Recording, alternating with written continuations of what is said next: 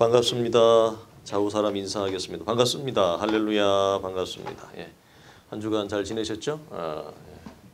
한 주가 정말 빨리빨리 지나가서 어떻게 지나가는지 잘 모를 정도로 빨리빨리 지나가죠. 자, 오늘은 형제라 부르심이라고 하는 말씀으로 같이 나누겠습니다. 우리가 성경을 보면 많이 등장하는 표현이 우리는 하나님의 자녀요 백성이라고 하는 표현의 말씀이 굉장히 많이 등장을 하게 되어집니다. 그래서 어떤 면에서는 약간 식상할 정도로 많이 등장을 하게 되어져요. 그런데 오늘 말씀은 하나님이 우리를 어떤 중재자를 통해서 우리를 호칭하실 때 우리 히브리서는 보여주는 게 뭐냐면 형제여라고 하는 말로 우리를 부르고 있습니다. 이 형제여라고 하는 말은 어떤 의미에서 우리가 하나님의 자녀라고 하는 차원의 또 다른 면모를 보여주는데 하나님의 자녀라고 하는 측면보다 조금 더 진보되고 좀 더 친밀한 구체적인 말씀인 걸 우리는 알 수 있어요. 그래서 오늘 11절을 보면 형제라 부르실 뿐만 아니라 중요한 표현이 나오는데 형제라 부르시기를 부끄러워 아니하시고 라고 하는 표현이 있어요. 우리가 이 말씀을 보면서 우리 성도들이 왜 형제라 부르신다, 왜 어떤 의미에서 어떤 근거로 우리를 형제라 부르실까 라고 하는 면을 우리가 먼저 생각을 해봐야 되고, 그걸 생각해 본다면 그 다음에 우리가 가져야 되는 궁금증은 뭐냐면 우리는 우리 자신을 볼 때는 상당히 부끄러운 면이 많은 사람이에요. 내가 내 자신을 봐도 부끄럽고, 우리는 조금 더 나아가면 모든 가정들을 보면 다른 사람들 앞에 이분이 우리 아버님이고, 이분이 우리 형님이고, 얘가 내 동생이고, 얘가 우리 누님인데 이렇게 말할 때는 뭐죠?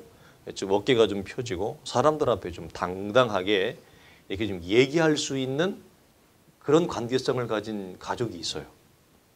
근데 또 반면에 사람들에게 말하기가 부끄러운 형제, 자매, 누님도 있어요. 그리고 심지어 부모님조차도 이분이 우리의 누구입니다 하고 말하기가 부끄러울 수 있어요. 어떤 집안이든지 다 그런 분들이 있어요. 그래서 내 자신을 보든지 아니면 우리의 가족관계 안에서도 어떤 분을 소개할 때 좀 우리가 소개하기가 주저주저하는 분들이 있단 말이에요. 그런데 그걸 떠나서 오늘 주님은 뭐죠? 나를 여기가 내 형제요, 내 동생이요, 내 아우요, 이렇게 말하기를 뭐죠? 부끄러워 아니하신다는 거예요.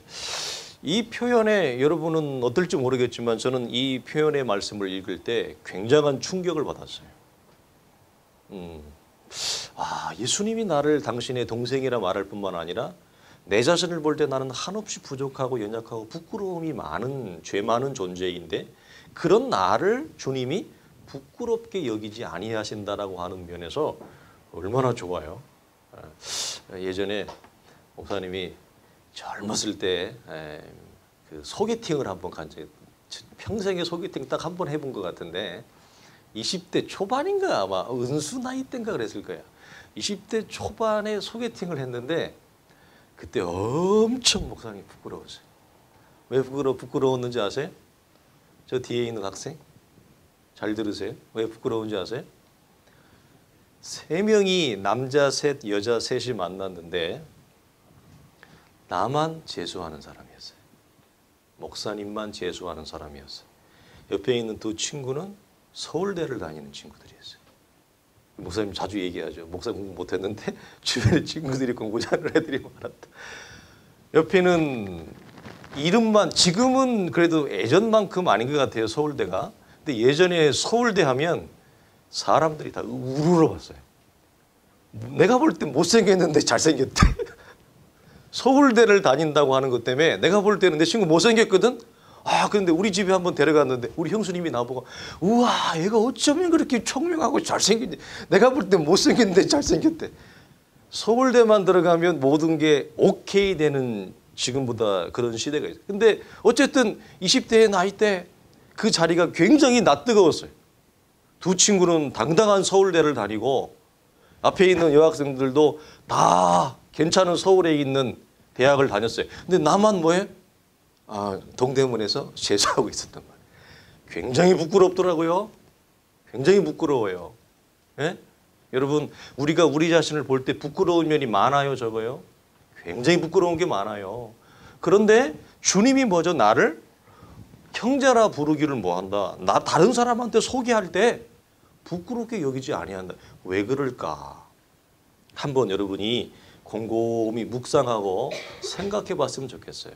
그러면 우리 안에 있는 어떤 사람이, 모든 사람이 뭐가 있냐면 나이가 들어도 자신을 괴롭히는 컴플렉스가 있어요. 모든 사람이 그게 다 있거든요. 그 컴플렉스를 극복할 수 있는 좋은 영적인 그 재료 가운데 뭐냐면 주님이 나를 부끄럽게 여기지 아니하신다라고 하는 깊은 묵상에서 우리가 그 힘을 얻을 수 있다. 저는 그렇게 봐요. 그래서 오늘 이 형제의 관계는 바로 하나님 앞에서 예수님과 우리의 관계성을 말하는 거죠. 그래서 11절 상반절을 보면 이렇게 나와요. 거룩하게 하시는 이, 또 그거와 상반되는 게 뭐죠? 거룩하게 함을 입은 자. 여기서 거룩하게 하시는 이라고 하는 것은 당연히 무엇을 의미하냐면 예수 그리스도를 의미하고, 예수 그리스도를 통해서 우리가 무엇함을 받아요? 입어요? 거룩함을 받은, 거룩함을 입는 존재가 되어서 우리 자신을 가리킵니다. 우리가 구약에서 중요한 성경적인 표현, 구약적 표현 가운데 가장 대표적인 표현이고, 그 다음에 이것이 신구약 성경 전체로 연결된다 해도 전혀 대표성의 구절에서 밀리지 않는 구절인데 그게 뭐냐면 나 여호와는 거룩하니 너희도 거룩할지니라, 이 말이에요. 아주 이게 구체적이고 대표적인 말씀인데, 구약에서 나는 너희를 거룩하게 하시는 여호와니라라는 말씀을 우리가 자주 발견하게 됩니다. 그래서 오늘 히브리서에서는 이걸 조금 더 다르게 표현하는데 뭐냐면 본문에서 보니까 어떤 분이 우리를 거룩하게 하신다고 말씀하세요? 예수 그리스도가 우리를 거룩하게 하신다라는 말씀을 우리에게 보이고 있습니다. 그래서 우리가 지난주에 나누었죠. 앞에 10절을 무슨 말씀 보면 뭐라고 되어 있습니까? 예수 그리스도의 무엇을 통해서, 고난과 죽음을 통해서 우리를 뭐죠? 많은 아들들을 당신의 영광에 들어가게 한다라고 하는, 그래서 이 영광에 들어가게 하는 이 무엇 때문에 사실 주님은 우리를 부끄러워 여기지 않으세요. 우리의 인생 자체만을 보면 우리는 한없이 부끄러운 자예요. 그런데 주님이 우리를 위해서 어떤 하신 일이 있어요. 그 일을 근거로 우리를 어디로 주님이 이끄실 거냐면 우리를 영광으로 이끄실 거예요. 그것 때문에 우리를 부끄러워하지 아니하세요. 우리가 장차 만들어지고 지어지고 완성될 하나님의 자녀의 지극히 큰 영광스러움과 거룩함 때문에 우리를 부끄러워하지 아니하시는 거예요. 여러분 이걸 좀 고민을 해봤으면 좋겠어요. 자, 그래서 히브리서 13장 12절도 보니까 이렇게 말씀하세요. 예수도 자기 피로써 백성을 거룩하게 하려고 성문 밖에서 고난을 받으셨느니라 라는 말씀을 하고 있습니다. 사실 우리가 이 부분을 좀 생각해 보면 거룩하게 하시는 분이신 예수님과 예수님을 통하여 거룩하게 함을 받는 우리 사이의 간격, 이 차이는 어마어마해요. 우리가 생물에서도 종과 종을 나눌 때 종과 종 사이가 갖는 간격은 어마어마해요. 종이 종을 못 뛰어넘어요. 마치 이런 거죠. 우리 단군 신화에는 곰이 뭐 먹어가지고 사람 됐다고 그러는데, 여러분 호랑이가 얼만큼 노력하면 여러분 같은 사람이 되겠어요? 얼만큼 기간을 주면, 그리고 얼만큼 노력의 시간을 주면 호랑이가 사람이 되겠어요? 호랑이라고 하는 종은 사람이라고 하는 이 존재로 결코 넘어올 수 없어요. 아무리 많은 시간을 주어도. 해볼까요? 우리 생에 못 봐요. 불가능한 일이에요. 이 일은. 무슨 말이냐? 우리를 거룩하게 하시는 예수 그리스도와 그리스도를 통해서 우리가 거룩하게 함을 받는 이 양자의 존재 사이의 이 간격은 호랑이가 사람 되는 것보다 더 어려워요. 아예 불가능해요. 그 간격과 크기가 이루 말할 수가 없어요. 마치 무엇처럼? 천국과 지옥의 간격이 커서 우리가 누가복음을 보면 부자가 이쪽으로 넘어오고 싶어 하는 거예요. 천국의 낙원에 하나님의 자녀들이 살아가는 아브라함의 품에서 하나님의 자녀 살아가는 모습이 너무너무 아름다운인데 자기는 이 땅에서 호의호식을 했지만 그리스도를 믿지 않아서 지옥의 불구덩이에서 자기 고통당하고 있는 그 모습. 여러분 신과 함께라는 영화 또 뭐 2부도 나왔다면서요. 그 보면 뭐 무슨 지옥 이런 거 나오잖아요. 동양적인 사고방식의 백그라운드인데 어쨌든 성경도 불의 심판을 얘기해요. 성경은. 그런데 그 불의 심판을 받고 있는 부자가 저쪽으로 건너가고 싶은 거죠. 그래서 내 입에 물 한 방울을 좀 달라 그러는데 그때 뭐라고 하죠? 너와 우리 사이에는 건널 수 없는 큰 구렁이 존재한다. 이걸 못 건너가는 거예요. 마치 천국과 지옥의 간격이 너무 커서 뛰어넘을 수 없듯이 주님과 우리 사이의 간격은 뭐죠? 이처럼 커요. 그러니까 여러분이 이런 것들을 깊이 묵상을 해야 돼요. 이런 것들을 깊이 묵상하지 않으면 주님이 나를 형제라 부르시는 것에 별로 감동이 없어요.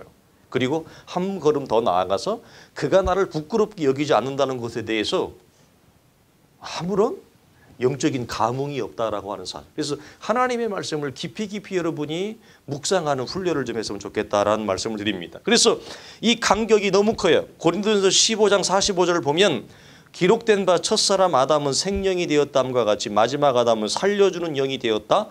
이것은 창세기 2장 7절의 말씀을 가져왔다 그랬어요. 어떤 말씀이냐면 여호와 하나님이 땅의 흙으로 사람을 지으시고 생기를 그 구에 불어넣으시니 사람이 생명이 되었다. 이 말이 무슨 말이에요? 이게 뭘 보여주냐면 히브리서에서는 거룩하게 하시는 이는 예수 그리스도를 나타나는데 이 표현이 동일하게 사도 바울은 어떻게 쓰냐면 우리를 흙으로 지으시고 우리 안에 코에 생기를 불어넣으셔서 우리 안에 사람이 되게 하는 어떤 존재로 표현하고 있어요?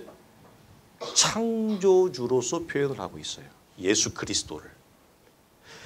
그분과 우리 사이의 간격이 어느 정도의 간격이냐면 우리는 그에 의해서 지음을 받은 피조물이고 그는 우리를 창조하신 창조주예요. 창조주와 피조주의 간격은 무엇으로 여러분 메꿀 수 있을까요? 무엇으로 여러분 뛰어넘을 수 있을까요? 우리가 여러분 지옥에서의 천국의 간격도 이 땅에 우리가 보는 세상에서 호랑이라고 하는 종이 사람의 종으로 뛰어오는 간격을 상상할 수 없어요. 못 뛰어넘어가요. 그런데 이 세상을 창조하시고 우리를 당신의 형상으로 창조하신 창조주 하나님의 그 간격을 우리가 무엇으로 뛰어넘냐는 거예요. 이것이 우리 안에 당신의 아들을 통해서 이루신 그리스도의 구원의 위대한 사역만이 이것을 가능하게 한 거예요. 그러므로 우리 안에 이루어진 하나님의 구원의 위대함과 복음의 역사를 우리가 깊이 있게 묵상하지 않는다면 이 간격을 주님이 뛰어넘어 우리를 형제라 부르시고 부끄러워하지 아니하신다. 이 말씀이 뭐죠? 우리에게 가슴에 새겨지지 않는 것입니다.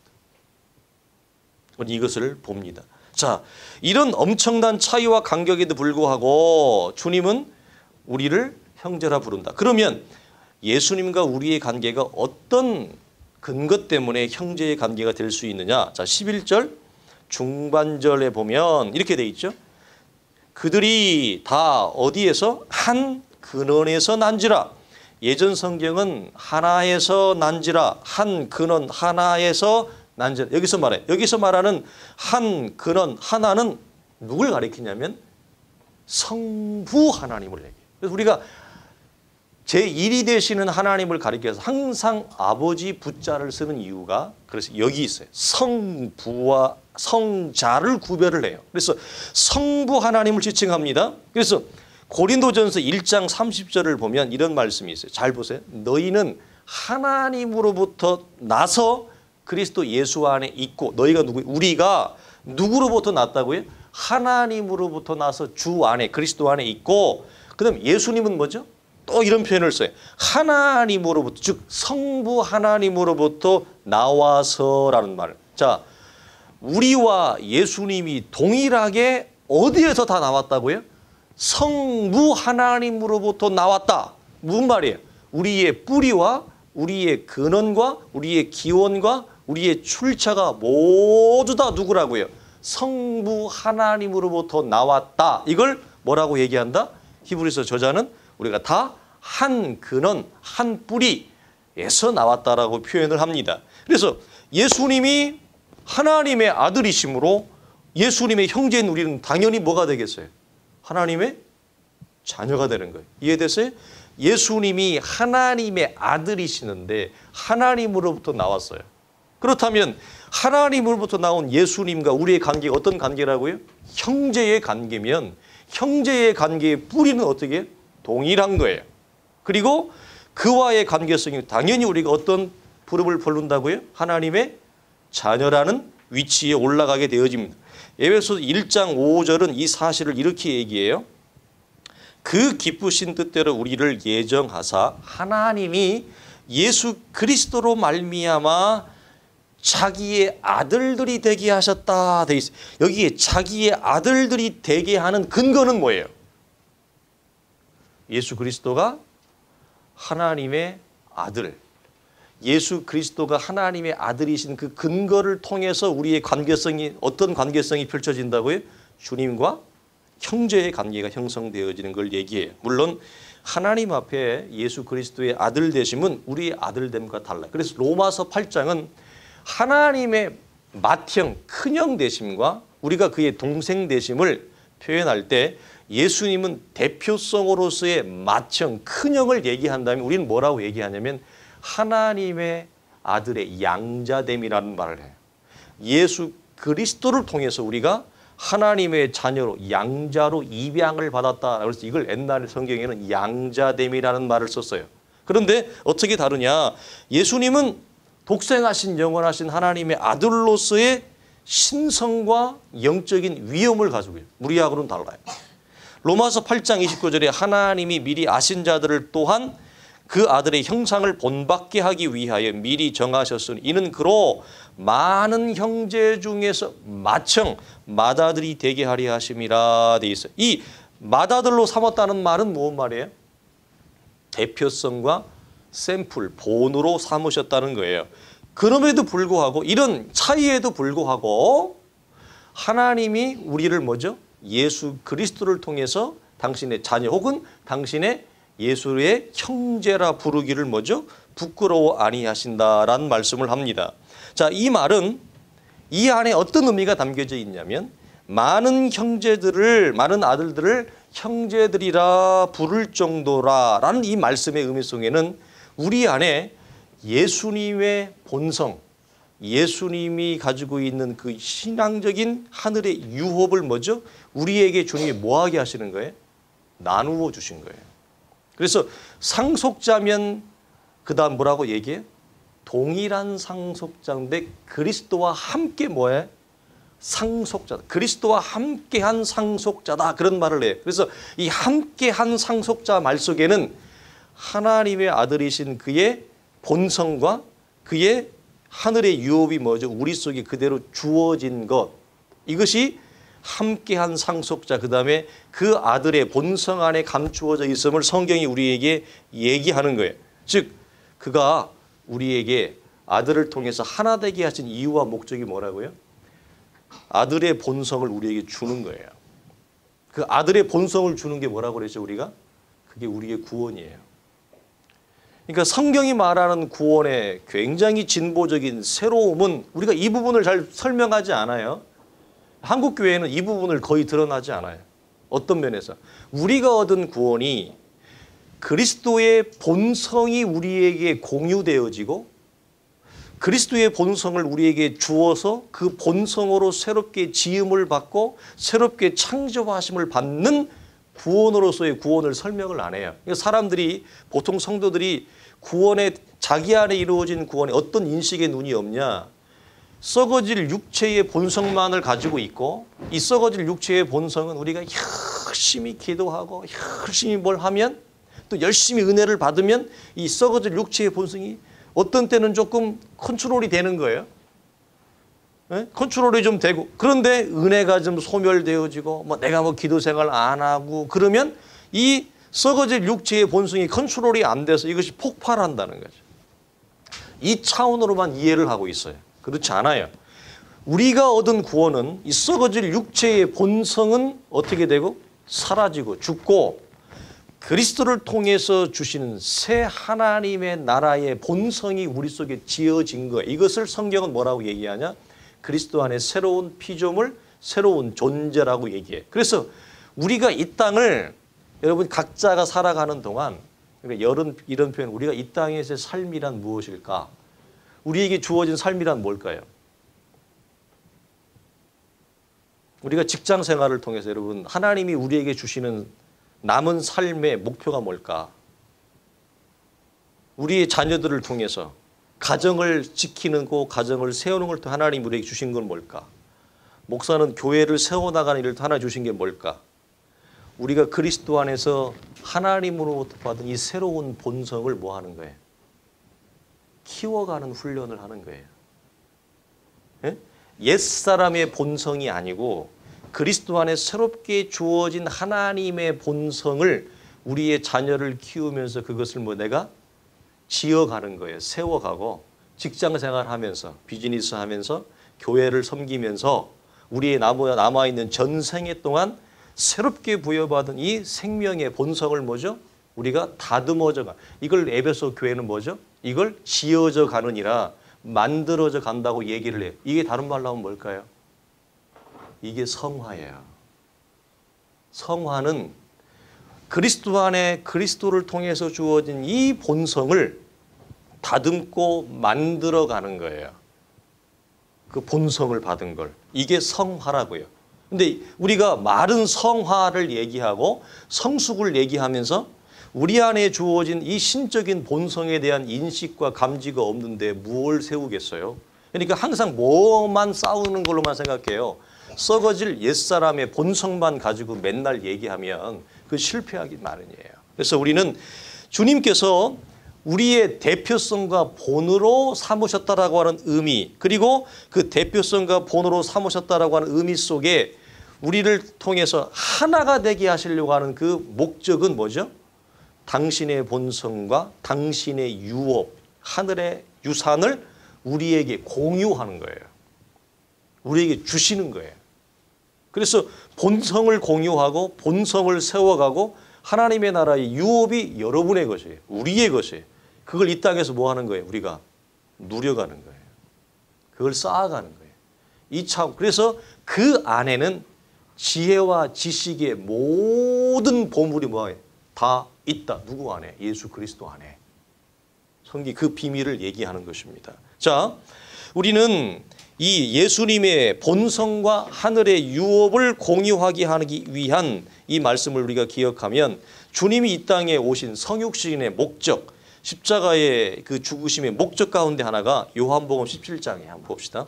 요한복음 17장 같이 읽습니다. 요한복음 17장 21절 22절에 아버지여 아버지께서 내 안에 내가 아버지 안에 있는 것 같이 그들도 다 하나가 되어. 자, 여기까지 봅시다. 내 아버지가 내 안에 내가 아버지 안에 있는 것 같이. 이 말이 보세요. 여러분 본성의 차원으로 보세요. 아버지와 아들의 본성이 다른데 어떻게 하나가 되겠어요?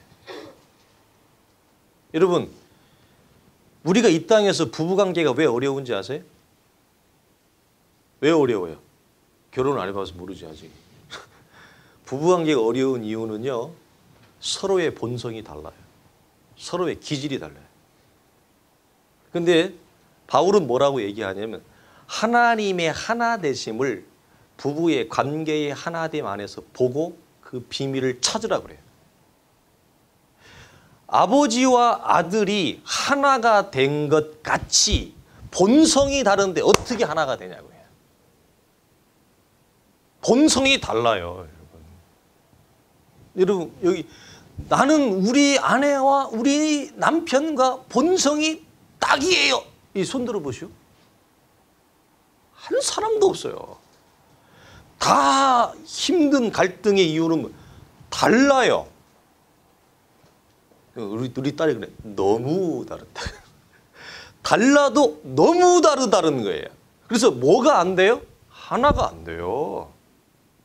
이 정말 어려운 노릇이에요. 자, 그런데 그 다음 편 여기서 그들도는 누굴 가리킬까요? 아들을 통해서 하나가 되어질 거룩하게 함을 받을 자들, 입은 자들, 그들도 다 하나가 되어 기가 막힌 표현에 우리 안에 있게 하사. 어떻게 있어요? 썩어질 육체의 옛사람의 본성의 상태로는 이 안에 있을 수 있어요, 없어요? 불가능한 것입니다. 그래서 이건 하나님의 나라에 들어가지도 못해요. 그래서 우리를 뭐죠? 그리스도 안에 새로운 본성으로 우리를 창조하신 게 구원이라는 거예요. 그 새롭게 창조하신 본성만이 뭐죠? 그들도 우리 안에 들어올 수 있게, 그 우리 안에 있어. 그래서 주님이 이 땅에 오신 목적, 우리의 맏아들이 되신 목적 어디 있다고요? 우리에게 이 하나됨을 통해서 당신의 본성과 당신의 유업을 우리에게 무엇한다? 공유하고 준다. 그래서 로마서 8장에 이걸 뭐 상속자면 또한 하나님과 함께 된 상속자다. 동일하다. 그 뒤에 보세요. 세상으로 아버지께서 나를 보내신 것을 믿게 하옵소서. 내게 주신 영광을 내가 그들에게 주었사오니. 이 영광이 어떤 영광이라고요? 하나님의 썩지 아니할 신령한 차원의 영광이에요. 그래서 하나님이 아들이신 그리스도에게 주신 그 신적인 영광의 본성이 주님이 누구에게 줬다고요? 우리에게 주었사오니 이 말이에요. 이는 우리가 하나 된 것 같이 그들도 하나가 되게 하려 함이니이다. 아멘. 얼마나 여러분 복된 말씀이에요. 그래서 주님이 이 땅에 오시고 십자가에 죽으셔서 우리를 당신의 자녀 삼으시고 우리를 형제라 부르시고 형제라 부르기를 부끄러워하지 아니하시는 그 이유와 근거 가운데 하나가 뭐예요? 성부의 본성이 아들 안에 주어진 그 아들의 본성이 우리 안에 주어져서 공유한다. 이게 우리의 구원이에요.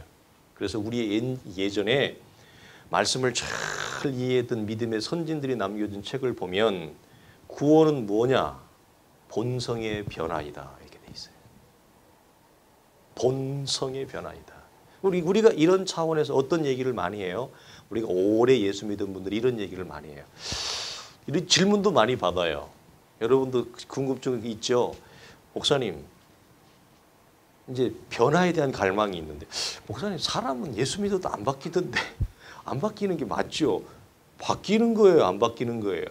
그러면서 조금 더 한 걸음 나아가면 옛 본성과 새 사람의 본성을 얘기를 해요. 어떤 분들이 좀 영특한 분들이 신앙적으로. 그래서 이 옛 사람의 본성과 새 사람의 본성 사이에서 이 옛 사람의 본성이 바뀌지를 않으니까 예수를 믿어도 옛 사람의 본성은 그대로 남아있는 거 아닙니까?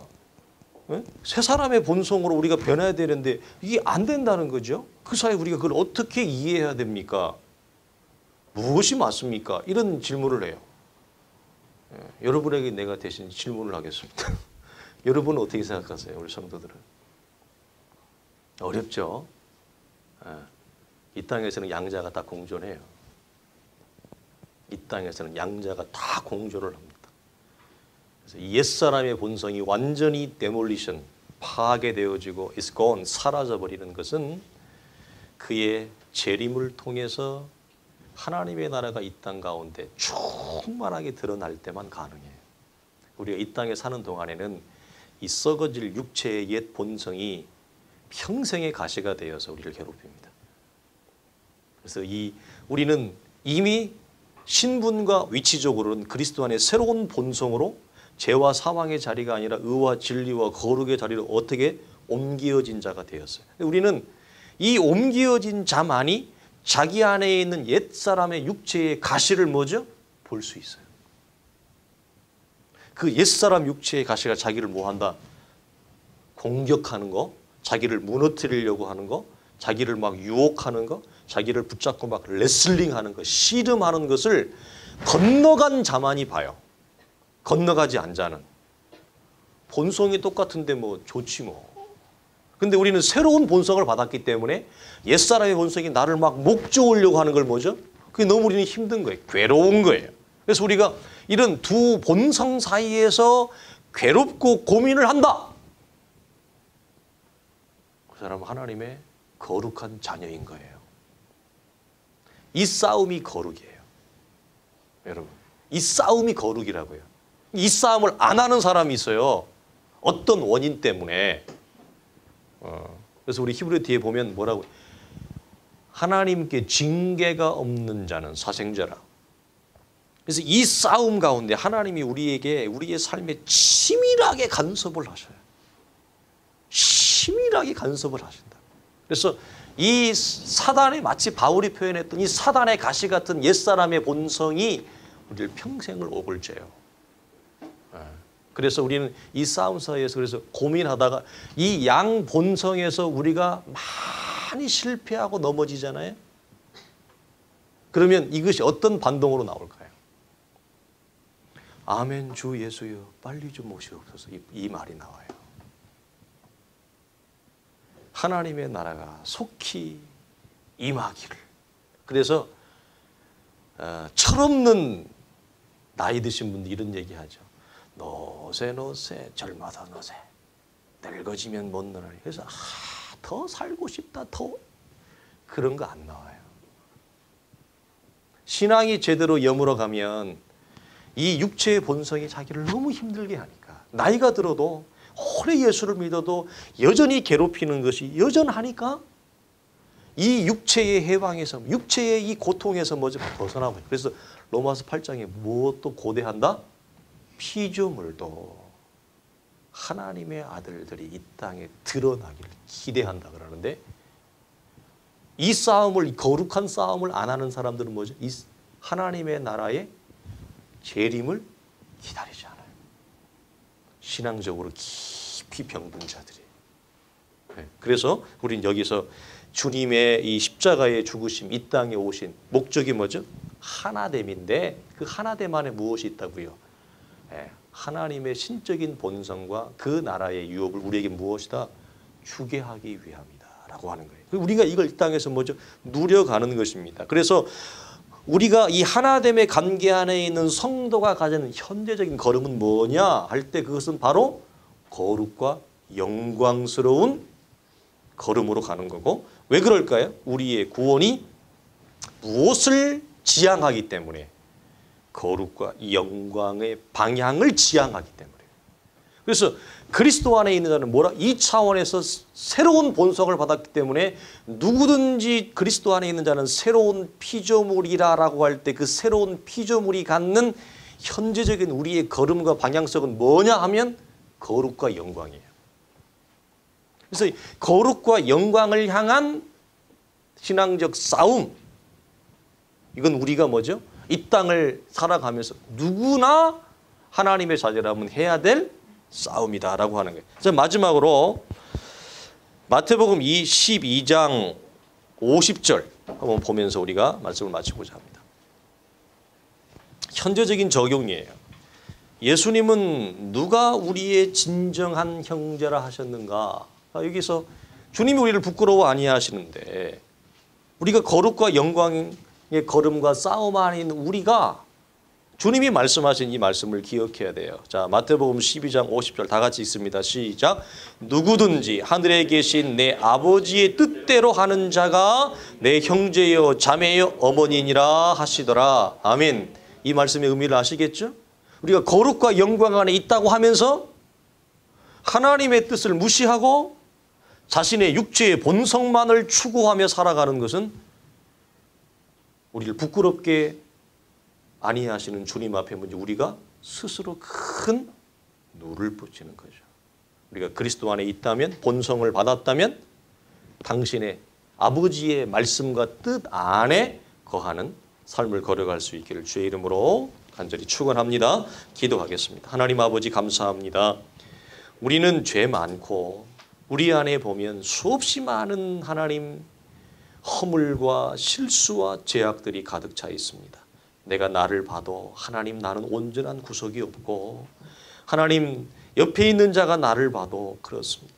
하나님 이런 연약하고 부족한 죄 많은 인생을 주님 구원하여 주시고 하나님의 나라의 본성과 그 나라의 신령한 유산들을 우리에게 주시고 그 헤아릴 수 없는 유산과 유업을 하나님 우리에게 주신 주님 앞에 하나님 우리가 하나님의 말씀 안에서 그리스도의 뜻 안에서 걸어가야 될진데 이 거룩과 영광의 싸움을 하나님 우리가 주어진 날 동안 우리의 생애의 전 기간 동안 해야 될 것인데 우리가 어떤 이유 때문에 이 싸움을 회피하고 이 싸움을 하나님 마다하지 않고 하나님 도망갈 때가 많습니다. 주여 우리에게 은혜를 주시어서 거룩에 이르는 싸움, 영광에 이르는 싸움, 하나님의 주 안에 있는 자가 가지는 이 은혜로운 싸움을 하나님 기꺼이 해나가서 주님 앞에 주님이 나를 부끄러워 아니하시는 그 말씀 앞에 우리가 하나님 당당하게 주 앞에 설 수 있는 이 은혜를 허락하여 주옵소서. 우리 주 예수님의 이름으로 간절히 기도하옵나이다.